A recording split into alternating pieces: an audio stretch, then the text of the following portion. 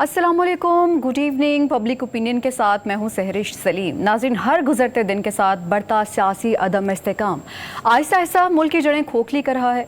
मुल्क की सियासत इस वक्त बंद गली में आ चुकी है, जिससे निकलने की कोई राह, कोई तदबीर नज़र नहीं आ रही है। जमहूरी मौशरे में इख्तिलाफ राय को बर्दाश्त करना और जमहूरी असूलों को अपनाना पड़ता है, लेकिन अफसोस कि हमारे मुल्क में कोई भी ये बातें समझने को तैयार नहीं है। नतीजा ये है कि हम मुसलसल तरक्की पजीर की बजाय जवाल पजीर मुल्क बनते जा रहे हैं। आलमी मालियाती इदारे, क्रेडिट रेटिंग एजेंसीज हों या फिर इंसानी हकूक़ की तंजीमें, हर एक हमें मुसलसल ख़तरे से आगाह कर रहा है, लेकिन हमारे कानों पर जूं तक नहीं रेंग रही। यही वजह है कि आज़ाद कश्मीर में सस्ती बिजली और आटे के लिए होने वाले एहतजाज को दुश्मन मुल्क अलग ही रंग दे रहा है। इस एहतजाज और इस पर किए जाने वाले प्रोपेगेंडे की असलियत पर भी आज बात होगी। आज डिस्कशन के लिए हमारे साथ पैनल मौजूद है। हमारे साथ स्टूडियोज़ में मौजूद हैं रिजवान रज़ी, डॉक्टर फ़ारूक सलीम हमें ज्वाइन कर रहे हैं, आमिर सईद अब्बासी हमारे साथ होंगे, जबकि अनवर रज़ा भी हमारे साथ मौजूद हैं। सबसे पहले बात कर लेते हैं, रिजवान रज़ी साहब हमारे साथ मौजूद हैं। रिजवान साहब, अभी कुछ देर पहले चेयरमैन पीपल्स पार्टी सेमिनार से खिताब कर रहे थे। उन्होंने ये कहा कि निज़ाम दुरुस्त करने के लिए जो करना होगा हम तैयार हैं और पाकिस्तान के मसाइल के हल के लिए सियासतदानों को हाथ मिलाना होगा। एक तरफ सियासी तलखियाँ और एक तरफ इस तरह के पॉजिटिव बयानात, कितना मौसर होगा ये इस सूरत हाल के लिए? देखिए, पॉजिटिव बयानात की पस मंज़र है। पीपल्स पार्टी ने अभी वफाकी हुकूमत में शामिल होने का इंदिया दे दिया है और शायर इस तकरीर के अंदर अपनी मुतवक्को फेडरल कैबिनेट के अंदर शमूलियत की आपको इतला दे रहा है, क्योंकि उन्होंने कहा कि हुकूमत ने 10 रुकनी जो हमारा मंशूर था उसको अपना तो लिया है, तो इसलिए अब हुकूमत हमें भी अपना ले। तो इसलिए आज की जो तकरीर थी, अगर आप उसके अल्फाज के ऊपर और उसमें बयान किए गए हकायक के ऊपर गौर करें तो बिलावल साहब दरअसल ये फरमा रहे थे कि कुछ अरसे के बाद ही हम हुकूमत का हिस्सा होंगे, क्योंकि जिस तरह उन्होंने हुकूमत के तमाम इकदामात का क्रेडिट लिया है जी, और जिस तरह ये बताया है कि हुकूमत उनकी दी गई मंशूर के ऊपर या उनके दी गई लाइन्स के ऊपर काम कर रही है, तो इसके बाद फिर हम इस हुकूमत से अलग कैसे रह सकते हैं? एक तो उसका ये पहलू है। दूसरी बात ये है कि दुनिया के अंदर बहुत सारे काम पॉजिटिव भी हो रहे होते हैं। अब बदकिस्मती से हमारे मीडिया के ऊपर भी, मेन स्ट्रीम की बात कर रहा हूँ, और सोशल मीडिया के ऊपर भी नेगेटिविटी को ज़्यादा कबूलियत बख्शी जाती है। लेकिन ये पता नहीं है, ये नेगेटिविटी जो थी ये 3 साल 7 माह 21 दिन कहाँ गई थी? उस वक्त हर चीज़ पॉजिटिव हुआ करती थी, वंस अपॉन ए टाइम। लेकिन वो नेगेटिविटी को ज़्यादा, हम चूँकि प्रिंट जर्नलिज्म के बैकग्राउंड से हूँ मैं खाकसार, तो इसलिए वहाँ पे भी नेगेटिव स्टोरी जो थी वो ज़्यादा डिस्प्ले पाती थी। यहाँ भी नेगेटिव स्टोरी जो है वह हेडलाइन में ऊपर आ जाती है। तो ये जर्नलिज्म का खासा रहा है जी। लेकिन उक्का ही नेगेटिव हो जाना और नेगेटिविटी में बहुत ज़्यादा चला जाना, ये बहुत क्रिटिक होना चाहिए, तनकीद होनी चाहिए, लेकिन तनकीद गालम गलोच में नहीं बदलनी चाहिए, जिस तरह इस वक्त जो है वो सोशल मीडिया की बदौलत हो रहा है। बिल्कुल ऐसा ही है। बात कर लेते हैं डॉक्टर फ़ारूक सलीम साहब से। फ़ारूक सलीम साहब, अभी रज़ी साहब ये कह रहे हैं कि चेयरमैन पीपल्स पार्टी ये कहना चाह रहे थे कि हमारे एजेंडे को तो फॉलो किया जा रहा है, लेकिन हम हुकूमत में शामिल नहीं है। एक्चुअली इनका मकसद क्या था, आप क्या समझते हैं? रही चाहते हैं जो अपनी इब्तदाइये में जो कुछ कह डाला, मैं तो परेशान हो गया कि सियासत बंद गली में चली गई है और मुल्क की तरफ कोई सिमत नजर नहीं आ रही। मुझे याद दिला दीजिए कि जब से पाकिस्तान बना है, जब से सियासतदान आए हैं मैदान में, पाकिस्तान की सियासत कब बंद गली में नहीं थी, या मीडिया ने कब ये नहीं कहा कि सियासत बंद गली में चली गई है। देखिए, हमें सोल्यूशन ढूंढने हैं प्रॉब्लम से, और सोल्यूशन उस वक्त तक नहीं मिलने वाले जब तक ये वाला जो निज़ाम हमने कायम कर रखा है सियासत का, उसमें मेजर तब्दीलियां नहीं लाए। आप जरा 2 या 3 चीजें सोचिए कि जिस मुल्क के अंदर जायज पैसा कमाना बहुत ही मुश्किल हो जाए और 266 अगर सीटें हैं MNAs के लिए, और वहां पे 5121 लोग अपने कागजात नामजदगी जमा करवा दें, तो वो क्या, आपको इशारा क्या है? इशारा ये है कि एक ही तरीका कार है जिससे आसानी से, जिसमें इन्वॉल्व होके आसानी से माल बनाया जाता है। 266 के ऊपर 5000 लोग क्यों खड़े होते हैं? मुझे बताइए, दुनिया की कोई 100 और 60 और जमहूरी ममालिक हैं, कहीं पे ये हल होता है? वहां पे सियासत अपनाई जाती है अवाम की खिदमत के लिए। जब आपके पास पैसे बनाने की सियासत शुरू करते हैं तो फिर 2066 की जगह 5000 लोग खड़े होंगे। अब आप एक और चीज देखिए, जी जी 90 अरब रुपया हमारे बजट के अंदर, आप पिछले साल का बजट खोल के देखिए, 90 अरब रुपया उसमें तरक्याती मंसूबे जो हैं एमएनएस के, सिर्फ एमएनएस की बात कर रहा हूँ, मेंबर्स ऑफ नेशनल असेंबली 336 बनते हैं, 90 अरब रुपया, और नाम बड़ा खूबसूरत रखा हो, स्ट्रेटेजिक डेवलपमेंट गोल्स। रिजवान साहब जरा गौर कीजिए, जी जी याद है कि जो यूनाइटेड नेशंस ने स्ट्रेटेजिक डेवलपमेंट गोल्स दिए थे अपने मेंबरान को, जिसमें गोल था कि आपने पढ़ाई कहां तक बढ़ानी है, आपने गुर्बत कैसे खत्म करनी है, उस नाम को इस्तेमाल करके 30 करोड़ रुपया सालाना हर एमएनएस की मद में तरक्याती मंसूबों के लिए बांटा जाता है। अब मुझे बताएं कि तलखियां कैसे खत्म हो सकती हैं, यहाँ पे से इन्वॉल्व, वहां पे तलखियां कैसे खत्म हो सकती हैं? अच्छा, इसका एक नुस्खा है, अब्बासी साहब इससे बिल्कुल अग्री नहीं करेंगे। एक नुस्खा है इस मसले को हल करने, और नुस्खा ये है कि 166 डिस्ट्रिक्ट हैं इस मुल्क के अंदर। ठीक है। मेरी तजवीज़ ये है कि हर डिस्ट्रिक्ट को एक सूबा बना दें, हर सूबे का एक गवर्नर होना चाहिए, हर डिस्ट्रिक्ट का एक गवर्नर होना चाहिए, हर डिस्ट्रिक्ट के अंदर एक वजीर आला होना चाहिए, और हर वजीर आला के तहत 100 वजीर होना चाहिए। अब यकीन कीजिए ये सारी की सारी तलखियां दूर हो जाएंगी। सही है। नुस्खे के बारे में पूछ लेते हैं आमिर सईद। आमिर बताइएगा कितना कारगर हो सकता है ये नुस्खा? मेरा तो ये सवाल होगा कि डॉक्टर साहब, क्या वो जो डिस्ट्रिक्ट लेवल के ऊपर जो वज़ीर आला या गवर्नर्स या जो इंफ्रास्ट्रक्चर होगा वो फॉर्म 45 वाला होगा या 47 वाला होगा? क्योंकि ये बहुत अहम है, क्योंकि आपको पता है कि अभी तक जो तनाज़ात हैं फॉर्म 45 और 47 वाले वही हल नहीं हो रहे। और दूसरी तरफ जो IMF है उसने भी निशानदेही की है कि जो सियासी अदम इस्तेहकाम है वो एक बुनियादी वजह है पाकिस्तान की जो IMF वाली रिपोर्ट कोट ना कीजिए, एक दस्तावेज के मुताबिक लिखा हुआ है, वो पता नहीं चल रहा कहां से आई है। इस तरह की चौके छक्के मारते रहते हैं रिपोर्टर। अच्छा, वैसे अशरफ मलकम साहब, क्योंकि मैं बहुत सीनियर हमारे फाइनेंस के रिपोर्टर हैं और मेरे कुलीग रहे हैं, मैं उनको बड़ा रिस्पेक्ट करता हूं, लेकिन जो खबर में लिखा हुआ है IMF की एक रिपोर्ट के मुताबिक, वो कौन सी रिपोर्ट है ना, हम देखना चाहेंगे। सालाना रिपोर्ट है। अभी परसों ही मैंने खबर दी थी कि IMF ने बड़ा शुभ शुभ बोला है पाकिस्तान की मईशत के बारे में। आज मनफियत पैदा हो गई तो कोई वजह तो होगी ना सर। जी प्लीज कंटिन्यू कीजिएगा। देखें उसमें देखें आप भी रिजवान साहब जानते हैं कि IMF इस तरह की रिपोर्ट्स, और डॉक्टर साहब तो खैर इस पे उनकी कमांड है कि IMF उन तमाम चीज़ों को स्टडी तो ज़रूर करता है कि इस वक्त किसी भी मुल्क के बारे में जहाँ पे वो फाइनेंसिंग हो वहाँ पर उसकी सियासी दर्जा हरारत क्या है, वहाँ पर सियासी इस्तेहकाम कैसा है, और ये बहुत इंपॉर्टेंट फैक्टर होता है। सो पाकिस्तान में उन्होंने ये कहा, अगर आप रिपोर्ट का हवाला ना भी लेना चाहें, और हम IMF का मैंडेट नहीं है, नहीं करता कभी भी IMF सियासी मामलात में मुदाखलत नहीं करता।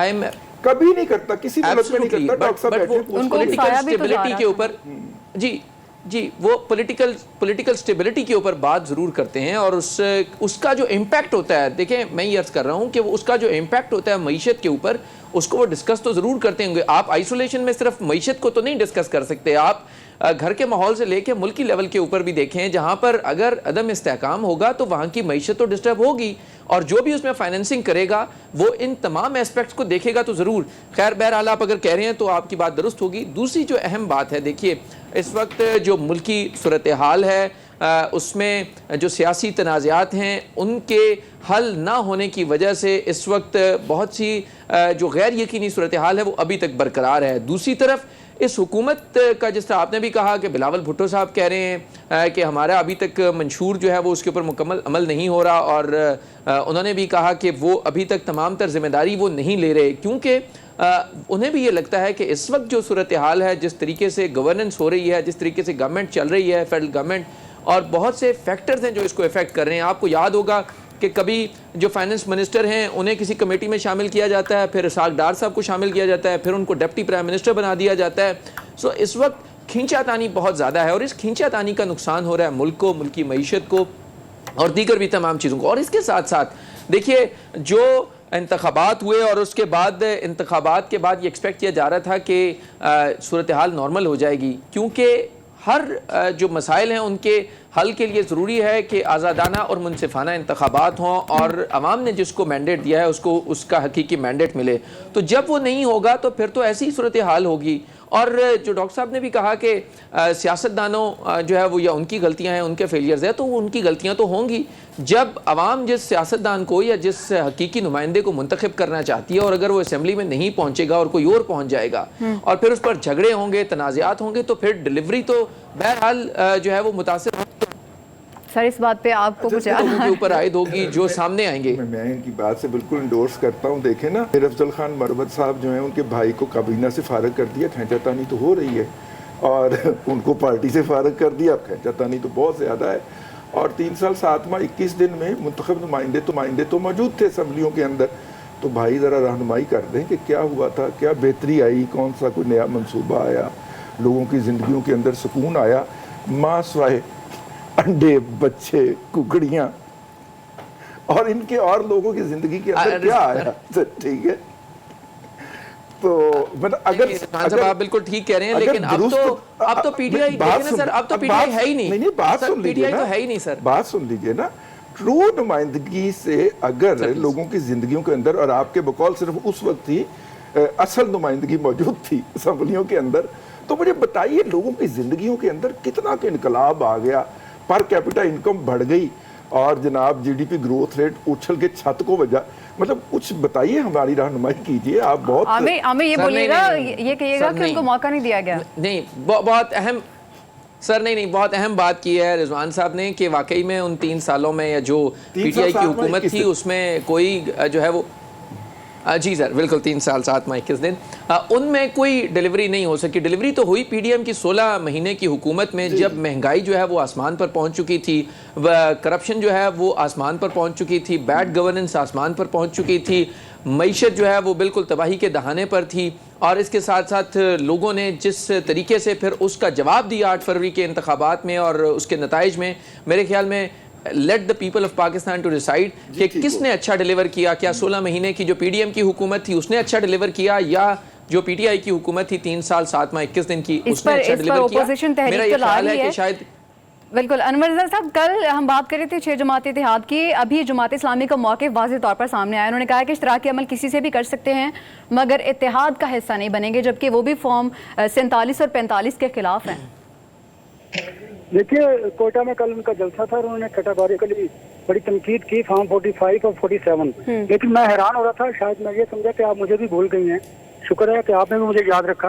और ये जो तबसरे और तजज़िये हो रहे हैं, अगर आमिर भाई साहब बज़ात एहतराम मुझे इजाजत दीजिए, आप के तबसरे और तजज़िये से मुझे ये लग रहा है कि आप रजी साहब को कह रहे हैं कि आप भी गलत भी कह रहे हैं और दुरुस्त मैं भी कह रहा हूँ। यार फॉर गॉड से हमें इससे निकल कर इस मुल्क के कोई सोल्यूशन के लिए बात करनी चाहिए। मीडिया का ये फर्ज रह गया है कि हमने सब तनकीद करनी है, माजी की चीजों से सीखना नहीं है। आप देखिए कि जो रिमोट एरियाज हैं बलोचिस्तान के, सिंध के, पंजाब के, वहाँ पर लोगों की जिंदगियाँ कितनी अजीरन है। क्या ये तर्ज हुक्मरानी है? खैर, मैं इस बात पे आता हूँ कि अब हमें कैसे आगे बढ़ना है। जहाँ तक आपकी पार्टी की बात की, तो देखिए बिलावल भुट्टो जरदारी इस सिस्टम के बेनिफिशियरी हैं, बजट से पहले या बजट के बाद, और हुकूमत का बाज़ाब्ता हिस्सा होंगे, इसलिए वो मुज़ाकरात की बात कर रहे हैं। और दूसरी अहम बात यह है कि मुज़ाकरात पॉलिटिकल फोर्सेस के दरमियान होने चाहिए, इस बात का हामी हूँ। लेकिन मुज़ाकरात के लिए आपको विल चाहिए, नीयत चाहिए। मुज़ाकरात इसलिए नहीं होने चाहिए कि सिर्फ ये हमारी हुकूमत 2 साल 3 साल के लिए स्टेबल हो जाए और फिर आपके माजी की जो गलतियां हैं आइंदा फिर आप उसको दोहराते रहें। इससे मुल्क ठीक नहीं होगा, जमहूरियत ट्रैक पर नहीं चढ़ेगी। एक बात तो ये है। दूसरी बात यह है कि जमात इस्लामी और JUI की जानिब से जो अपोजिशन का अभी तक हिस्सा नहीं बनने जा रहे, तो उनकी वजह से उनकी तहरीक को भी नुकसान पहुंच रहा है। पाकिस्तान तहरीक इंसाफ अब ये समझती है कि उन्हें मुज़ाकरात की तरफ जाना है, इसी वजह से वो अपनी पार्टी के अंदर इंसाफ के अमल को आगे लेकर चल रही है। उनकी जमात के अंदर वकला और सियासतदानों के दरमियान जो तनाज़ात हैं उनको हल करने की कोशिश की जा रही है, और उसके साथ साथ ये भी कोशिशें की जा रही हैं कि मुज़ाकरात का अमल शुरू किया जाए। अब मैं आपको कमेंट करूंगा, फवाद चौधरी ने एक बयान दिया था कि वो नवाज शरीफ साहब उनके साथ मुज़ाकरात के लिए हामी भरते हैं। अब देखिए उन्होंने ये बात क्यों कही, वो इतने सादा नहीं है। उन्हें पता है कि नवाज शरीफ साहब के जहन के किसी कोने में सिविल सुपरमेसी का दर्द मौजूद है, वो सिविल सुपरमेसी का दर्द उसको जगाना चाहते हैं ताकि मुज़ाकरात वाकई बामायनी हों। और ये सिस्टम जो है, जो अभी अपना बड़ा कमजोर है, और शायद ये कमजोर सिस्टम आगे कैसे चल सकता है, वो उस सिस्टम पर वो उन्होंने वार किया है, ताकि उन्हें पता है कि नवाज शरीफ साहब जब वोट को इज्जतों का बयानिया दम तोड़ गया, इसके अलावा उनके जो ख्वाहिश थी हम इस पे अनवर रज़ा साहब हम थोड़ा सा बैकग्राउंड में जाते हैं। रज़ी साहब, अमेरिका ने ही सिर्फ बाइडन इंतजामिया ने हुकूमत गिराने का दबाव डाला है, अली ज़ैदी ने यह बयान दिया, क्या मतलब है इसका? अच्छा, ਇਹਦਾ नाम ही पा देता है। मेरा मतलब यही बचा था बेचारा, जिसका नाम अभी तक नहीं डाला था पीटीआई ने, इसका नाम भी डाल दिया, और एमबीएस का नाम भी डाल दिया है उन्होंने। अच्छा, मजे की बात यह है कि फवाद चौधरी साहब ने नवाज शरीफ का नाम लिया है, लेकिन पता नहीं हम इस पूरे किजिए के अंदर राना सनाउल्लाह का जो इंटरव्यू है कल का, उसको नज़रअंदाज क्यों कर रहे हैं। और उन्होंने भी यही बात कही है, और ऑन द रिकॉर्ड कही है, स्क्रीन पे कही है कि जनाब पीटीआई जो है वो एक सियासी हकीकत है, और हमें उनके साथ मुज़ाकरात करने के अंदर कोई एतराज़ नहीं है, कोई मसला नहीं है। इनको तो पहले भी एतराज़ नहीं था, पीटीआई ने भी तो कोई फैसला करना है ना। वो तो कहती है हम सिर्फ जो है वो आर्मी चीफ से मुज़ाकरात करेंगे, उसके अलावा ये सारे जो हैं ये तो रिजर्व हैं, ये तो हमारी सीटों के ऊपर जो है वो विराजमान हुए हैं। तो देखिए, मुज़ाकरात जो होते हैं वो दो फरीकैन के दरमियान होते हैं। जैसे अनवर रज़ा साहब ने अभी फरमाया, ताली दो हाथों से बजती है। अगर एक पार्टी ताली एक हाथ जो है वो आप जेब में डाल के खड़े रहेंगे तो ताली नहीं बजेगी। सर मुंह पीट सकते हैं, सर पीट सकते हैं, ताली नहीं बज सकती। तो इसीलिए मेरा ख्याल ये है कि इस पहलू को भी देखना चाहिए कि जनाब सारी पार्टियां कह रही हैं भाई, पॉलिटिकल पार्टीज का काम ही जैसे अनवर साहब ने फरमाया मुज़ाकरात करके रास्ता निकालना होता है, तो रास्ता तो निकलेगा। सर, वक्त कम है, मेरे सवाल का जवाब मुझे नहीं मिला। मैं ये पूछना चाह रही हूँ कि अली ज़ैदी ने जो बयान दिया है, इसका क्या मतलब हो सकता है? देखिए, ये रूटीन के बयानात हैं पीटीआई के। चौथे के दिन वो कोई ना कोई नया नाम ले आते हैं, क्योंकि देखें अली ज़ैदी साहब को टीवी कोई लिफ्ट नहीं करा रहा था ना, मीडिया कोई लिफ्ट नहीं करा रहा था, उनकी खबर नहीं चल रही थी, तो उन्होंने खबर के अंदर जंप किया है। वैसे फवाद चौधरी साहब ने ये बात कही किस हैसियत से है, क्योंकि पीटीआई में तो वो नहीं है। अगर देखे तो वो पीटीआई की नुमाइंदगी तो नहीं कर रहे हैं। मैं इस पे कमेंट करना चाह रहा हूं, अगर आप इजाजत। जी जल्दी से सर, प्लीज। जी, मैं अर्ज कर रहा हूं कि फवाद चौधरी साहब ने ये नहीं कहा कि वो नवाज शरीफ साहब से मुज़ाकरात करने चाह रहे हैं। वो इस्लामाबाद की कचहरी में आए, उनसे सवाल हुआ कि नवाज शरीफ साहब दोबारा पार्टी सदर बन रहे हैं, आपको क्या लगता है कि मुस्तक़बिल होते हैं तो क्या इसके क्या असरात होंगे? तो उसका उन्होंने जवाब दिया। उन्होंने एक तो बात यह है कि नवाज शरीफ साहब अगर पार्टी के दोबारा सदर बन रहे हैं तो ये बहुत बात है, वो एक पुराने पॉलिटिशियन हैं गुज़श्ता 30-40 साल से, और बहरहाल वैसे भी उन्होंने कहा कि शहबाज शरीफ साहब चलिए देखते हैं आने वाले दिनों में क्या डेवलपमेंट होती है। वैसे एक बात अब्बासी साहब, ये वो नवाज शरीफ है जो कि फवाद चौधरी के बकौल जिसकी सियासत खत्म हो चुकी थी। बिल्कुल, इस पर बात कर लेते हैं, वक्त और ब्रेक का वापस आता है। Welcome back. आप देख रहे हैं पब्लिक ओपिनियन। बदलते सियासी सूरत हाल पर तो हम बात कर ही रहे हैं, मशहद का रुख कर लेते हैं। वज़ीर ख़ज़ाना मोहम्मद औरंगज़ेब ये कह रहे हैं कि लोग समझते हैं कि टैक्स नेट पर आने से उन्हें बिला वजह हिरासा किया जा रहा है। उन्होंने वाज़ेह तौर पर यह कहा है कि टैक्स नेट जो है वो IMF का नहीं, पाकिस्तान के लिए हम करेंगे और इससे हम पीछे नहीं हटने वाले हैं। उन्होंने ये भी कहा है कि टैक्स नेट पर लोग आएँ, उन्हें सहूलियात देंगे। अब सवाल ये पैदा होता है कि लोग इससे हिरासा क्यों होते हैं, क्या उनको इन्फॉर्मेशन नहीं है? इसके लिए जाने के लिए हम बात कर लेते हैं डॉक्टर फ़ारूक सलीम साहब से। डॉक्टर फ़ारूक सलीम साहब, बताइएगा। आपने IMF का जिक्र किया, आपने वज़ीर ख़ज़ाना का जिक्र किया। मेरा ख्याल है कि एक जो फॉर्मल रिपोर्ट आई है IMF की तरफ से, उनकी वेबसाइट पे लगी हुई है, मई 10 तारीख की है, और वो कहलाती है कंट्री रिपोर्ट नंबर 105। मैं ब्रीफली ये चाहता हूँ कि मैं 4 नुकाती रिपोर्ट है बेसिकली, और वो अगर मैं चारों नुकात अंग्रेजी में पढ़ डालूं, और रिजवान साहब से मेरी दरख्वास्त होगी कि वो अगर उनको उर्दू में तर्जुमा कर दें उनका, तो वाज़ेह हो जाएगा कि IMF क्या कह रहा। रिजवान साहब, पहला उन्होंने नुक्ता ये कहा है कि the science of economic strengthening, science of economic strengthening are there. ये पहला नुक्ता वो कहते हैं। दूसरा वो कहते हैं कि disinflationary pressure is out. Disinflation यानी कि Okay. इन्फ्लेशन के अपोजिट काम हो रहा है। तीसरा नुक्ता उन्होंने ये कहा है कि एक्सटर्नल प्रेशर्स आर ईजिंग। ठीक है। हो गया। और चौथा नुक्ता उन्होंने ये कहा है कि डाउन साइड रिस्क रिमेन। ये ऑफिशियल रिपोर्ट है, जैसे मैंने कहा 105 नंबर की। अगर वो आप इसको तीनों को, अगर चारों को उर्दू में तर्जुमा कर दें तो बड़ी मदद। मैं बिल्कुल कर देता हूं। उन्होंने कहा जी मईशत की बेहतरी के इम्कानात पैदा हो गए हैं, हो रहे हैं, और जो इन्फ्लेशनरी अफराते ज़र का दबाव था वो ख़त्म हो रहा है, और बैरूनी जो प्रेशर था, एक्सटर्नल प्रेशर जो है वो भी कम हो रहा है, उसके अंदर मुसलसल कमी आ रही है, और नीचे ताहम मईशत के नीचे जाने के खदशात अपनी जगह पे मौजूद है। अच्छा, अब एक चीज जो मुझसे आपने सवाल मिस कर दिया आपने, वो जो इल्जामात हैं कि हुकूमत को किसने गिराया। हाँ। एक तो मेरे पास कोई इंफॉर्मेशन है जो शायद बाकी लोग उस मीटिंग में मौजूद नहीं थे, वो मैं समझता हूं कि अगर आपके सामने रख दूं। जी, प्लीज। पहले तो दो हकायक हैं। पहली हकीकत या सवाल कह दीजिए कि क्या सुप्रीम कोर्ट ऑफ पाकिस्तान ने ये हुक्म नहीं दिया था कि ट्रस्ट का वोट जो है वो नेशनल असेंबली में होना चाहिए। ये सुप्रीम कोर्ट का हुक्म। दूसरा ये कि 342 MNAs थे उस असेंबली के, और उनमें से 174 मेंबरान ने शहबाज शरीफ साहब को वजीर आजम का ट्रस्ट वोट या no vote of no confidence का ट्रस्ट वोट उनके हक में दिया। ये दो हकायक हैं। अब वो जो हैं, जो कयासराइयाँ हैं, जो हम स्पेकुलेशन करते हैं, मुझे याद है कि फौरन अप्रैल 2022 में जो बानी तहरीके इंसाफ हैं, उन्होंने सीधा साधा अमेरिका को इल्जाम लगाया। उसके बाद एक इंटरव्यू किया था फाइनेंशियल टाइम्स ने, और फाइनेंशियल टाइम्स में उन्होंने ये कहा था कि अमेरिका तो मुझे सपोर्ट करता है। ठीक। ये फाइनेंशियल टाइम्स, यानी कि उन्होंने देख के जवाब देना होता है कि सुनने वाला कौन। उसके बाद जनरल बाजवा साहब के ऊपर भी इल्जाम लगाया था कि जनरल बाजवा साहब ने मुझे मेरी हुकूमत उल्टाई है। अब किस्सा कुछ ऐसे है कि सर आपके दोस्त हुसैन हक्कानी साहब पे भी तो इल्जाम लगाया था कि उन्होंने हुकूमत गिराई है $24,000 लेके। अच्छा, नवंबर की 29 को सन 2022 जनरल बाजवा साहब की रिटायरमेंट की तारीख, अगर गलत नहीं हो तो नवंबर की शायद 4 तारीख की जुमे का दिन था, और कुछ लोगों को NDC में बाजवा साहब की तरफ से इनवाइट किया गया था। मैं भी उनमें शामिल था, और ये सेशन ओरिजिनली जो है वो कोई 2 घंटे का था, फिर उन्होंने रीस्केड्यूल करके इसको कोई 7-8 घंटे किया था।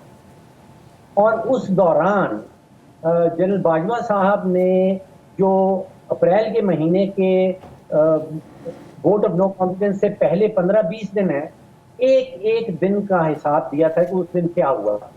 और उनका कहना ये था, अब हम इतबार करना चाहें ना करना चाहें उनका हाथ है नहीं है, उन्होंने ये गिनवाया था कि आप सोच लीजिए कि 174 MNAs ने वोट डाला है नो ट्रस्ट के अंदर, और उन्होंने ये कहा कि खान साहब की मुझे मुसलसल दरख्वास्त आती थी कि खुदाया मेरे MNAs को मेरी जमात के अंदर रखने के लिए आप मेरी मदद करें। और एक जुमला जो उन्होंने कहा उस दिन, उन्होंने कहा कि अगर कोई ये साबित कर दे कि मैंने इनकी हुकूमत गिराई है तो मुझे सामने वाला चुराहा है उसने उल्टा लटका दिया। सही है। आमिर सईद, IMF के जो 24वें प्रोग्राम के हवाले से वज़ीर ख़ज़ाना ये भी कह रहे हैं कि अभी अगर 24वें प्रोग्राम के हवाले से स्ट्रक्चर तब्दील ना किया तो 25वां प्रोग्राम भी लेना पड़ सकता है। क्या लगता है अगर स्ट्रक्चर तब्दील होता है तो क्या क्या चेंजिंग्स होनी चाहिए? देखिए, एक बात तो तय है कि जो हमारा इकोनॉमिक स्ट्रक्चर है उसमें बहरहाल हमें डिपेंडेंट होना पड़ता है बैरूनी सरमायाकारी और बैरूनी जो हमारी फंडिंग है उसके ऊपर, और उसमें हमारे पास IMF के अलावा बाकी तमाम जो सपोर्ट है वो तो सेकेंडरी है। प्राइमरी हमारे पास यही है कि हमें अपनी मईशत को ठीक करने के लिए जब तक हम जो लॉन्ग टर्म और शॉर्ट टर्म और मुस्तकिल हल नहीं निकालते तब तक हमें तो IMF की तरफ ही देखना पड़ेगा, और जब तक ये मसाइल हल नहीं होते, जब तक आप जो लॉसेस हैं उनको कम नहीं करते, जब तक अपनी इनकम को नहीं बढ़ाते, जब तक अपने जो रिज़र्व्स हैं उनको नहीं बढ़ाते, तब तक तो हमें IMF की तरफ ही जाना पड़ेगा। लेकिन इस सारी सूरत हाल के साथ साथ हमें कुछ ऐसे मेजर्स भी लेने की ज़रूरत है जिससे मईशत के आगे बढ़ने के तवक्कुआत हों या आगे बढ़ने के इम्कानात हों। हम उनके ऊपर जाने के बजाय हम उन्हीं फैक्टर्स के ऊपर जा रहे हैं कि हम बाहर से सरमायाकारी आ जाएगी। अभी आप देखें बहुत से ऐसे पाकिस्तानी हैं जिनकी अरबों डॉलर की सरमायाकारी बाहर है। अब जब हमारे जो भी बहुत से फॉरेन ऑफिस के दोस्तों से हमारी बात हुई, उनसे कहा कि आप कैसे निगोशिएट कैसे करते हैं, तो उन्होंने कहा कि बहुत मुश्किल होती है। हम जब भी किसी मुल्क के पास जाते हैं तो कहते हैं कि आपके अपने लोगों की इन्वेस्टमेंट्स बाहर पड़ी हैं, तो आप हमारे पास कैसे इन्वेस्टमेंट लेने आए हैं। जी। इस सारी सूरत हाल में हमें अपने मसाइल को खुद हल करने की भी ज़रूरत है। ऑल्दो कि हमें डिपेंडेंट हैं बहुत सी, हमें एक्सटर्नल जो है वो सब सरमायाकारी की ज़रूरत है, लेकिन जब तक पाकिस्तान के लोग, हमारे इदारे, हमारे जो तमाम सरमायाकार हैं वो जब खुद अपनी इन्वेस्टमेंट यहाँ पर नहीं लाते, और उसमें आपको पता है कि बहुत से हमारे ऐसे हुक्मरान भी हैं जिनकी अपनी इन्वेस्टमेंट्स बाहर हैं, तो अब जब तक वो नहीं लाएंगे, जब तक वो यहाँ पर इन्वेस्ट नहीं करेंगे, जब तक उनकी यहाँ पर एतमाद नहीं होगा, तो जाहिर बात है फिर जो फाइनेंशियल इंटरनेशनल एक जो यहाँ पर सरमायाकारी है वो इफेक्ट तो होगी। और दूसरी तरफ हमें IMF की तरफ तो देखना ही पड़ेगा। जब तक ये तमाम मसाइल मुस्तकिल हल नहीं होते, हम एक प्रोग्राम से निकलते हैं तो हमें अगले प्रोग्राम में जाना पड़ता है, उससे निकलते हैं तो फिर उससे अगले प्रोग्राम में जाना पड़ता है। तो बहरहाल उसके लिए ज़रूरी है कि हमें अपना हाउस इन ऑर्डर करना होगा, तभी ये मसाइल हल होंगे।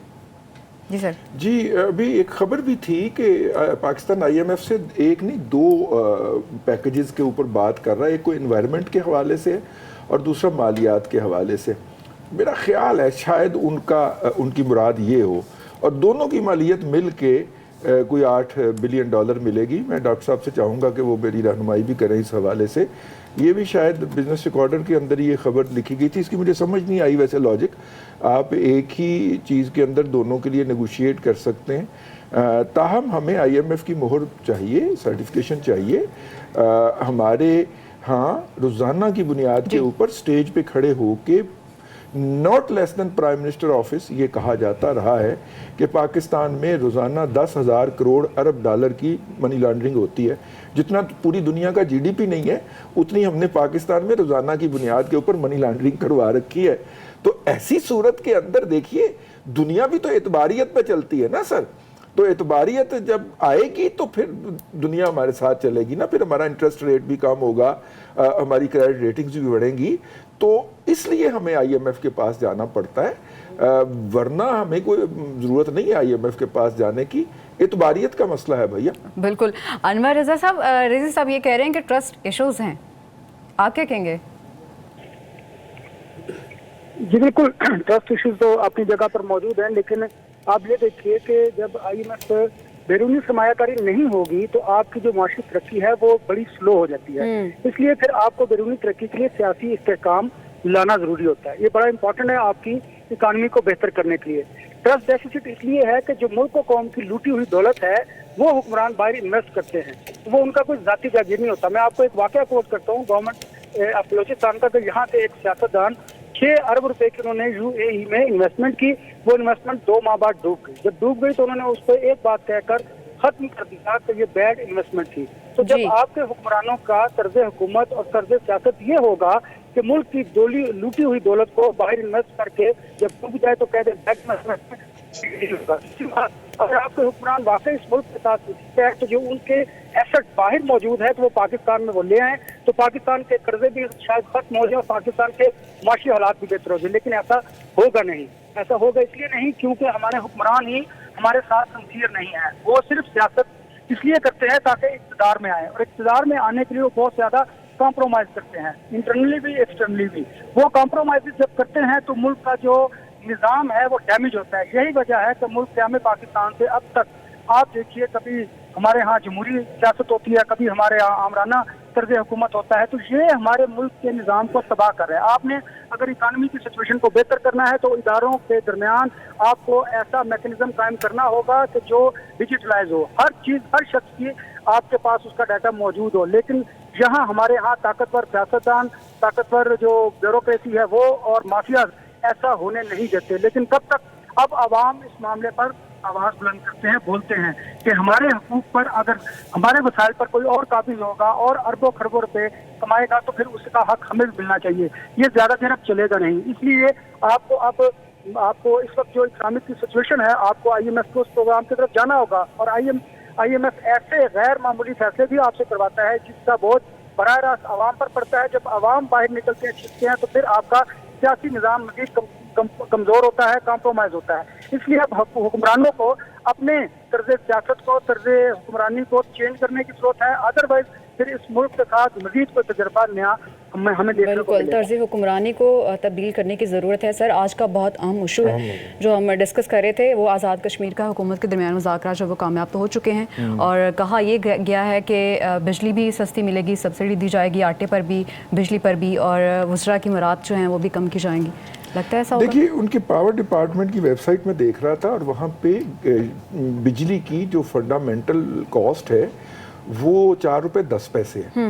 मेरा ख्याल है कि, मेरा नहीं ख्याल, ये पूरे मुल्क के अंदर इस कॉस्ट के ऊपर बिजली, अब हो सकता है उसमें टैक्सेशन डल के रेट बहुत ऊपर चले जाता हो, लेकिन बहरहाल उतना नहीं जाता जितना बाकी मुल्क के अंदर जाता है। चलिए, इस बात को तो आप अप्रिशिएट कीजिए कि वहाँ पे ये बिल देने का कल्चर मौजूद है और पेस्को की तरह ये नहीं है कि 65% थेफ्ट हो, लेकिन जो है और 15 अरब के करीब वफाक जो है गंदम सस्ती फराहम करने के लिए गिलगित बल्तिस्तान और आज़ाद कश्मीर को वो सब्सिडी भी देता है। अगर सब्सिडी जा रही है या बिजली जा रही है और लोग उसके ऊपर मुजाहरा कर रहे हैं, तो इसका मतलब है उनको डिलीवर नहीं हो रही।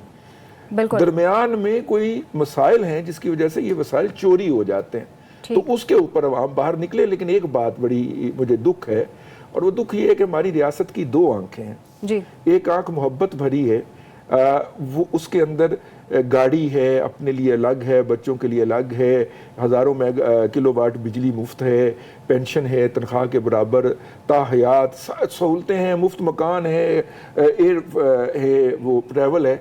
रियासत कुछ लोगों को तो इस आंख से देखती है और कुछ लोगों को इस आंख से देखती है कि उनको जायज़ मुतालबात पूरे करवाने के लिए। इस अहम बात पे मैं इस चीज़ को वाइंड अप करना चाहूँगी कि ठीक है, इशू तो चल रहा है आज़ाद कश्मीर में और अवामी एक्शन पार्टी की जानिब से जो मुतालबात किए जा रहे थे, मुजाहरा किया जा रहा था, लेकिन इस पे जो एक्शन लिया है और जो प्रोपेगेंडा किया गया है इंडिया की जानिब से, मुझे लगता है कि बेहतर ये है कि इंडिया को चाहिए वो अपने मामलात पे, अपनी इकॉनमी पे, अपनी आवाम को रिलीफ देने की तरफ ज़्यादा तवज्जो दे तो बेहतर होगा, जो कि पाकिस्तान मुखालिफ नारे लगाकर इक़्तिदार में आते हैं हमेशा की तरह से। इसके साथ ही हमें इजाज़त दीजिए, प्रोग्राम का वक्त ख़त्म हो जाता है। देखते रहिए पब्लिक न्यूज़ और फिर से वापस आएंगे पब्लिक ओपिनियन के साथ।